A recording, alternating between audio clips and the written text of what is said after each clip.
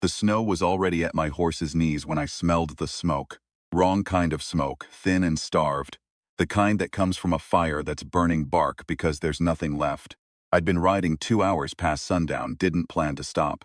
The Hargrove Ranch was still 6 miles east, and I had a report to deliver to Callum Hargrove about his missing cattle. Cattle I'd found scattered 3 miles north along the Cheyenne River, half of them dead from the cold. It wasn't news I was looking forward to carrying. But a man does what he agrees to do. Then I heard it, not crying exactly.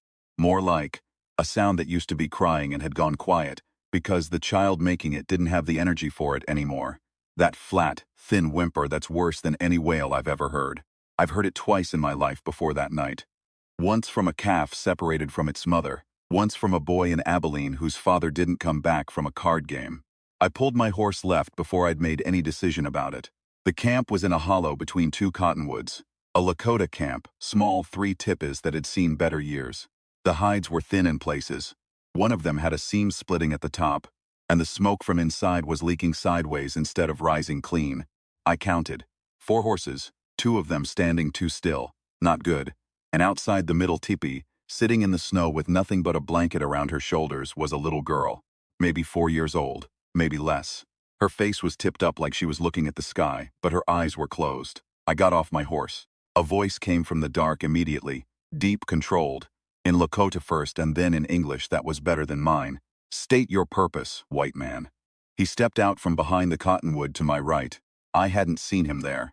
That bothered me a little. I'm usually better at noticing things.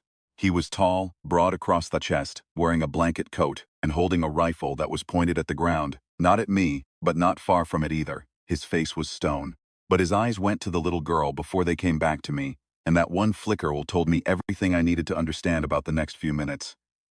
"My name is Eli Voss," I said. "I'm a cattle hand working for Hargrove. I was passing and I heard." I stopped. Looked at the girl. "Is she sick?" A long pause. The wind moved through the cottonwoods and a little snow fell from the branches between us. "Cold," he said, "and hungry." I went back to my horse. He watched me the whole time, didn't move. I pulled the saddlebag off the left side. I'd bought supplies in Rapid City 2 days before, flour and dried beans and salt pork, and a tin of molasses I'd bought on impulse, because I hadn't had any since I was a kid, and it was sitting there on the counter looking familiar. I brought the bag to within 10 feet of him and set it in the snow. "I don't want your charity," he said. "It's not charity," I said. "I'm going to tell Hargrove I lost my saddlebag in the river crossing. He'll believe it. I've done stupider things." I looked at the girl again. "Feed her." He was quiet for a moment.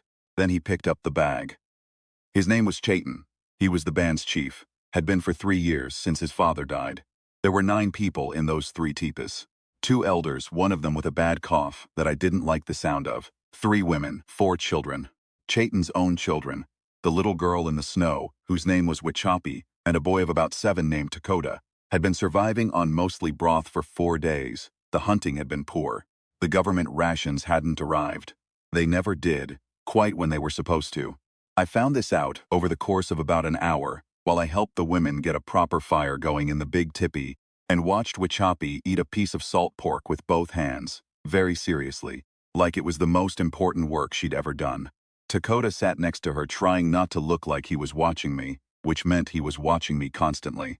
I stayed longer than I meant to.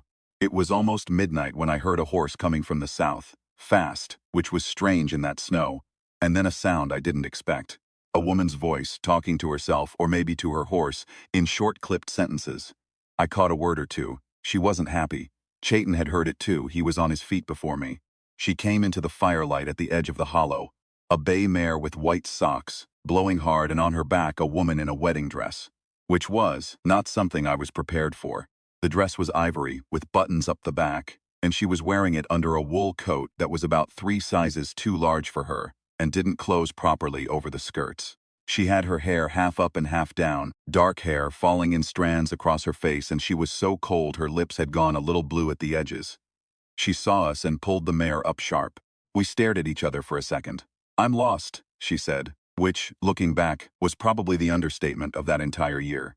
"Off your horse," I said. "You're going to fall off anyway." She looked at me like she was considering whether I was worth being rude to, decided she was too cold for it, and swung down. She made a mess of the landing. The dress tangled in the stirrup, and she nearly went face first in the snow. I caught her arm. She didn't thank me, but she didn't pull away either. "I'm not going back," she said. "To me, to Chayton, to the night in general. Wasn't planning on making you," I said. Her name was Clara Holt, and she'd left her own wedding that evening. Walked out the back of the Hargrove church, borrowed a horse from the Hargrove stable, and ridden north without a real plan. She told me this in pieces over the next 20 minutes, while she stood next to the fire and tried to stop shaking. She had that kind of honesty that comes out in cold and exhaustion, the kind that doesn't bother with the soft edges because there's no energy left to manage them. "Who were you marrying?" I asked. She looked at me sideways. "Does it matter? Just making conversation."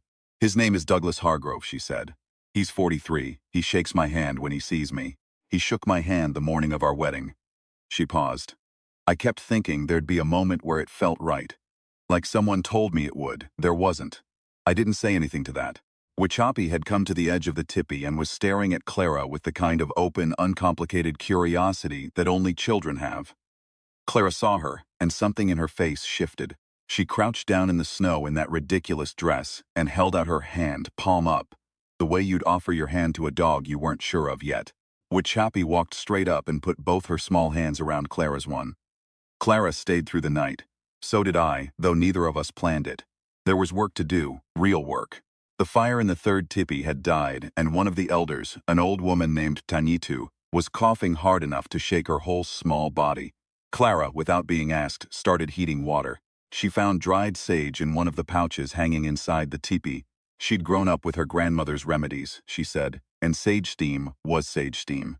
And she set it going and sat with Tanya too until the coughing eased. I watched this from the doorway for a moment. Then I went and checked the horses. Chayton found me there, running my hands along one of his mares who had gone cold in the lower legs. I'd worked enough livestock to know what to do. I wrapped the legs in strips of blanket and got her moving slow circles for 20 minutes until the blood came back. Chayton stood and watched me do it, and I could feel him deciding something. When I finished, he said, "You know horses." "Little bit," I said. "You knew not to look away when you came in. Most white men look away when they don't know what to do. You didn't." I didn't have an answer for that. It wasn't something I'd thought about. We went back inside. Clara was asleep against the wall of the teepee with Wichapi tucked under her arm, and the old woman's breathing had evened out. Dakota was awake, sitting across the fire from them, watching Clara with that same intense, sideways focus he'd been giving me all night. "She's safe?" he asked his father, in English, which surprised me. "Yes," Chayton said. "She smells like flowers," Dakota said, and went to sleep. In the morning the snow had stopped. I needed to get to Hargrove's ranch.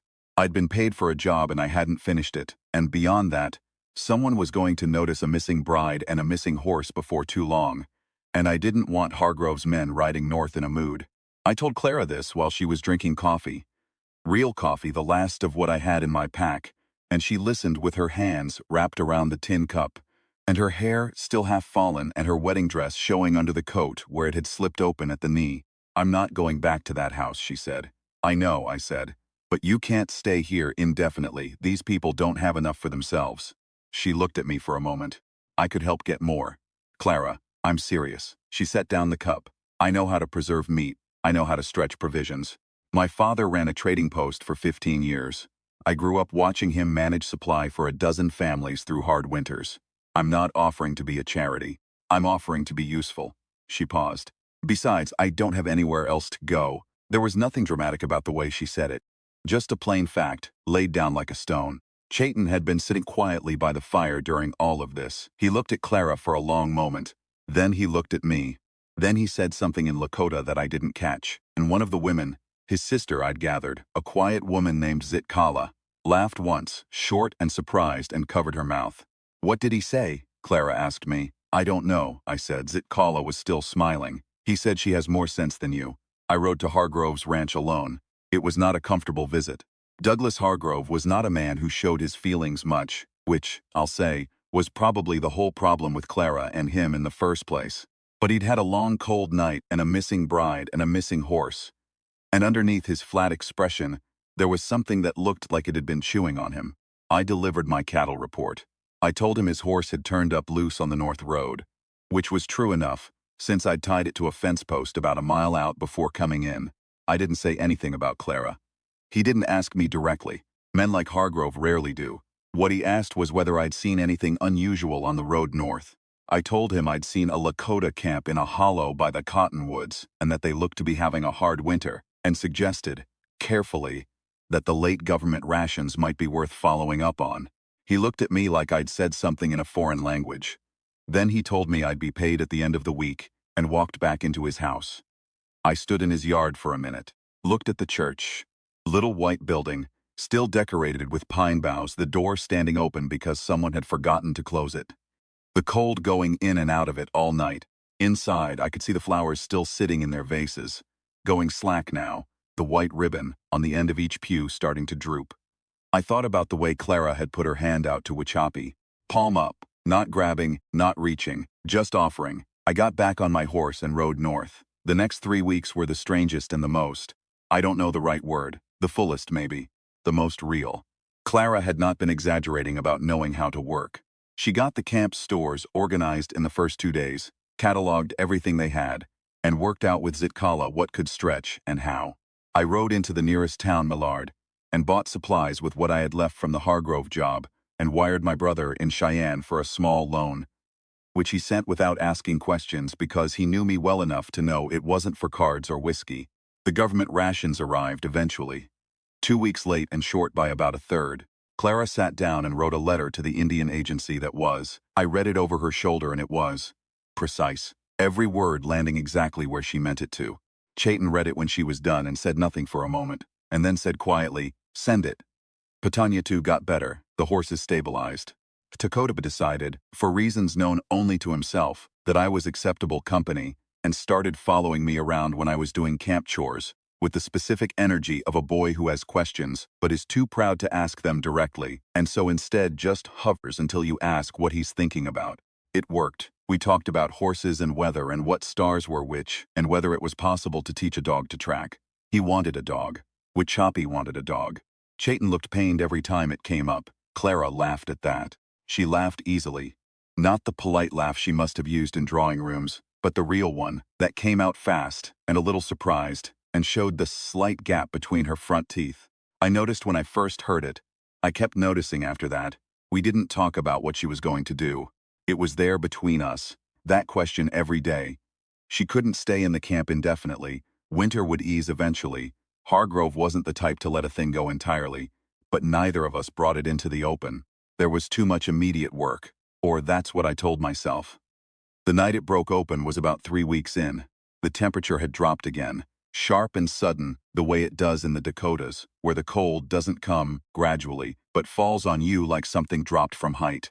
I'd gone out to check the horses. It was late, near midnight, and Clara was already there. She'd had the same instinct.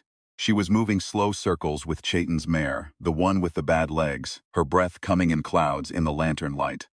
We worked in silence for a while. I don't mind silence with most people, but silence with Clara had a different texture.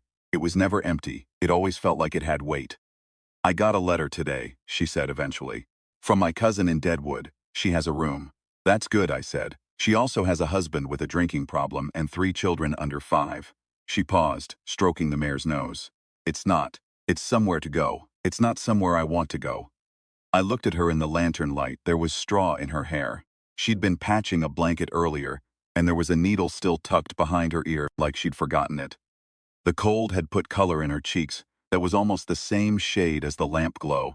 "Where do you want to go?" I asked. She was quiet for a long moment. Then she looked at me straight, in the direct way she had that still caught me off guard sometimes even after 3 weeks. "I don't think I've ever been asked that before," she said. "Not once, not by anyone. That landed somewhere in my chest and stayed there. I'm asking," I said. She was quiet for long enough that I thought she wasn't going to answer. Then she says, "Here, I want to stay here. I want to keep doing what I've been doing. I want to watch Wachapi get fat and healthy in the spring. I want to send another letter to the agency and another one after that until somebody reads them. I want," she stopped, started again more quietly. "I want the thing I've had for the last 3 weeks, where I know what I'm doing when I wake up, and it matters, and nobody is shaking my hand like I'm a business arrangement." I set down the brush I was holding. "Clara," I said, and then I didn't say the next part. Because there was a distance between us of maybe 4 feet and I didn't cross it, and didn't say anything else. She looked at me for a second. Then she crossed it herself. She walked up and put her forehead against my chest. Not dramatically, not like falling, just placed it there, very deliberately. Her hands came up and held the front of my coat, and she stood there breathing, and I put my arms around her and held on, and the mare beside us went still, and the lantern swung once in a draft and steadied. I don't know how long we stood there. Long enough that the cold stopped bothering me.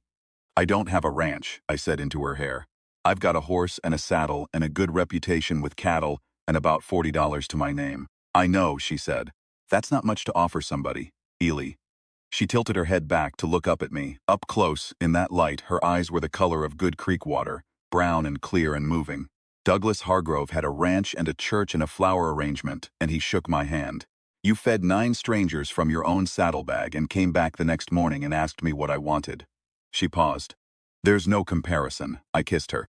She kissed me back like she'd been waiting for it and was also a little annoyed it had taken so long, which was exactly right, somehow, exactly her. Spring came the way it always does in the Dakotas, not gently. It came fighting with the cold for about 3 weeks, back and forth, warm mornings and frozen nights, mud, and then more snow and then mud again, but it came. Wichapi did get fat, just like Clara said.